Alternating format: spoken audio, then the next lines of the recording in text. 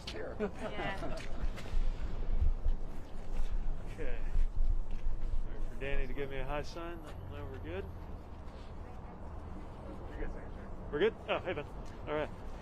Well, good morning. Thanks for coming out. We wanted to make sure to draw attention to the critically important work that goes on before we're even able to get a shot into the arm of an American who needs vaccination. So much depends on the logistical and infrastructural backbone of this country. So folks like the delivery drivers that we just met and the people here who have worked out ways to safely deliver vaccine doses, keep them cold, and get them to where they need to be are absolutely on the front lines of getting America through this pandemic. I'm very pleased to be joined by our FMCSA, Federal Motor Carrier Safety Administration, Acting Administrator Mira Joshi, who's been doing phenomenal work with the career team there at FMCSA to make sure that we're maintaining safety on our roadways with all trucks and large heavy-duty vehicles. I'm also especially thankful to be joined by congressional leadership that has been so essential in order to get us through the American Rescue Plan that is putting together $160 billion just for vaccines alone, with Senator Chris Van Hollen and Senator Ben Cardin right here in Maryland, and my good friend Anthony Brown, whose district we're in right now, the Maryland 4th District. I appreciate their time, and I really appreciate their support for the President's vision to make sure that we are getting checks to families, getting shots in arms, and getting America back on track.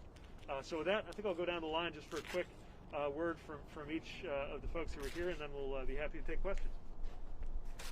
Well, thank you, Mr. Secretary, for visiting Maryland to highlight the importance of the logistics piece.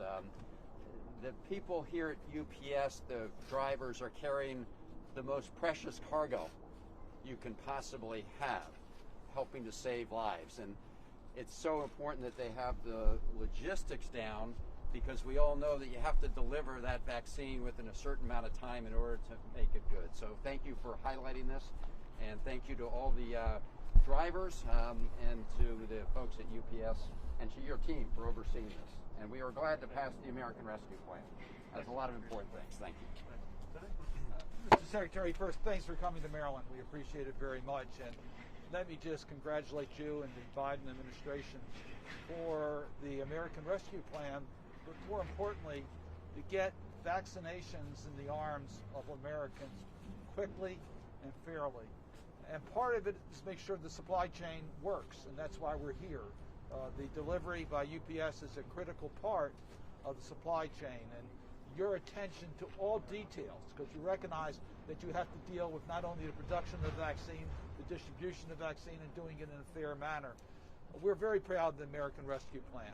It's going to make a major difference in getting COVID-19 behind us. So we are proud to support President Biden's efforts, and we know that what we're here today is part of where the resources are going to be used to make sure we get that vaccinations in the arms of people as quickly as possible, as fairly as possible. So thank you, congratulations, and thanks for coming to Maryland. Thanks for the support. Congressman. Well, thank you, Mr. Secretary, and thank you for your leadership.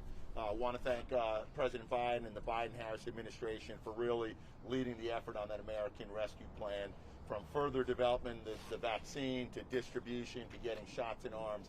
What a boost for America. Also, we really want to thank you for not just highlighting the distribution system, but the men and women in here who are essential workers. They've been on the front line since before the pandemic, and today the joy and satisfaction that they get, know that they're delivering some real hope in every delivery and stop that they make. And it wouldn't be possible without really the public-private partnership, federal government, the private sector. So this is a good day for America. Thanks for coming out to the 4th Congressional District. Thanks for hosting. Administrator Joshi.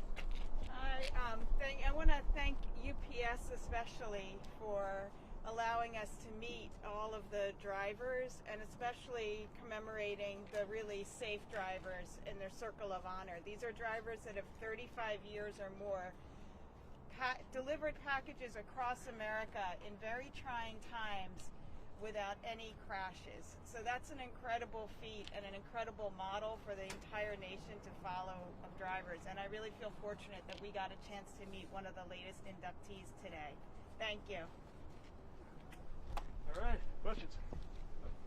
Secretary, you're standing in front of a hybrid electric bus or vehicle. You want to increase electric vehicles as part of an infrastructure bill. Now that the American Rescue Plan has been passed, when can we expect to see a specific proposal from the administration?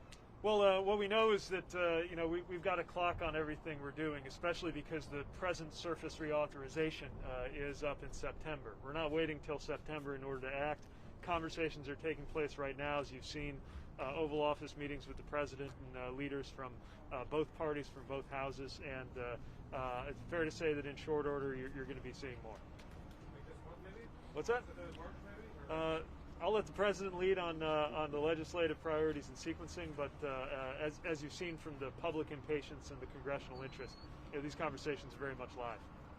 Morning, Mr. Secretary. The TSA numbers show that folks are out traveling for spring break. What is your message to spring break travelers?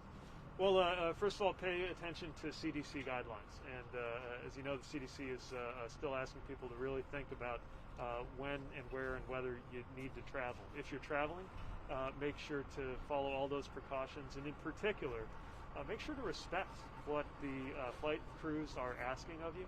I think that since the FAA increased the level of enforcement, that message has been heard. But it really shouldn't be up to flight attendants, just like it shouldn't be up to a bus driver to have to enforce a mask requirement that is a federal expectation. So we're really just asking people to be respectful, be sensible, and to take every step they can to protect them and those around them and those they love.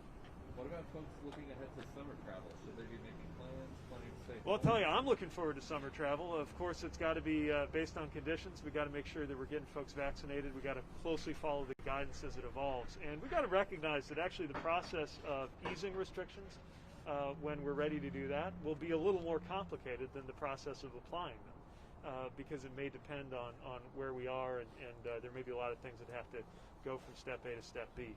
But I think a lot of us are looking forward, especially after the president indicated that we can likely look forward to gathering, at least in small groups, on July 4th and celebrating that way. Certainly our hope is that a safe return to travel will be part of that as well. Is a government-mandated vaccine passport a part of that safe return to travel? Well, as you know, there are discussions happening around the country and around the world on how to make sure that we are able to assess safety, whether it's testing that's gone on or perhaps indications about vaccination. HHS, I know, has been looking at this, and a lot of other bodies have too. But I have nothing to indicate about any kind of mandate. What about in terms of lifting restrictions on either international travel or on letting vaccinated people travel again? Airplanes. Do you think it should be okay now to fly if you've been vaccinated? Well, again, this really has to be based on conditions and subject to guidance from the CDC. As you saw in terms of the guidance they gave for individual gathering for folks with vaccinations, CDC has responded to the evolving situation and the evolving medical knowledge, right, as we're still determining, for example, the impact that vaccination has on transmission and the difference perhaps among the different vaccines that are available. So I'm not going to get ahead of them, but I will say that's certainly the first place I'm going to look to for indications about what to do next. Now that the relief bill is passed, how will you be dividing your time between promoting that and vaccine distribution as well as the infrastructure? Well, we do think it's really important to communicate with America about what just happened. This isn't just a fire and forget piece of legislation, and that's one of the reasons why the leadership of Senator Van Hollen, Senator Cardin, Congressman Brown, and their colleagues has been so important. We're talking about $160 billion going out to things like this, making sure that everybody can get their vaccines. We got checks already getting out to families who need them, and so many other measures. I mean, a bill that is going to cut child poverty in half is an extraordinary achievement. So we need to keep communicating about this. And just as importantly, we've got to actually go out there and implement and execute, right? Just because Congress made the resources available doesn't mean everything's going to go the way it needs to. It is down to everybody from the drivers here at UPS to employees in the Department of Transportation throughout the public and private sector to put those resources to work. So you're going to see us working to execute on the American Rescue Plan, working to communicate about the American Rescue Plan, and yes, now that the passage is through, looking forward to all of the things that we know we've got to do this year.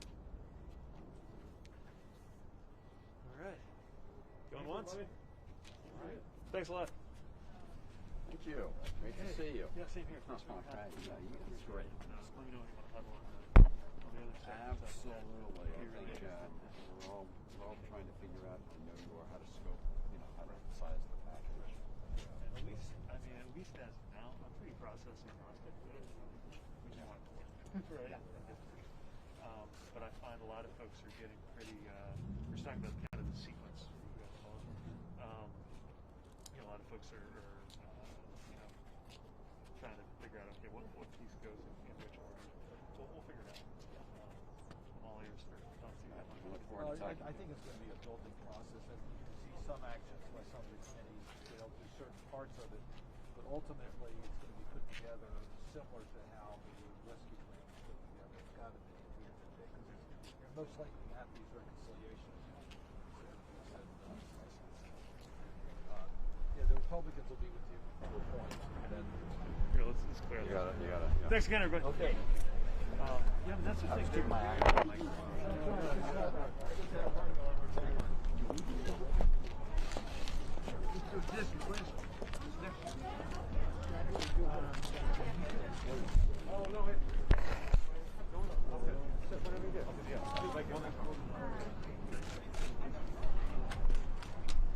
I think we got to figure out that if they're going to vote.